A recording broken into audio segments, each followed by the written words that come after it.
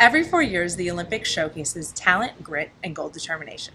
It also tells us stories about athletes all around the world and showcases some of the non mainstream sports that we don't see every day on TV.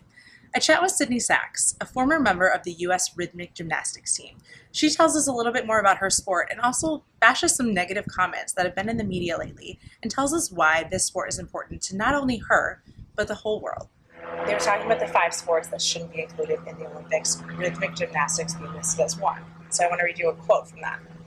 Our Olympic disdain has nothing to do with rhythmic gymnastics being tremendously difficult discipline and pretty cool to boot, but so are Cirque du Soleil and water slides, and you don't see either of those on the Olympic schedule. How does that make you feel? So I'm really familiar with this article.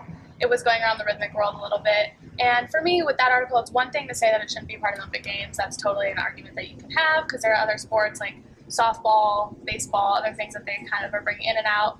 But to kind of compare it to water slides is really hurtful, especially. Have you had to defend the sport in the past to other people or strangers?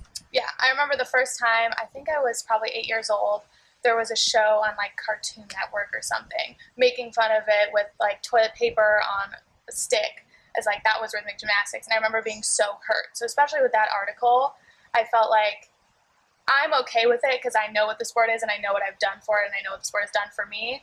But I worry more about the little girls who are I know growing. you've watched a lot of the coverage of the Olympics in Rio. How does it feel to watch the commentary on the non-medal contender sports?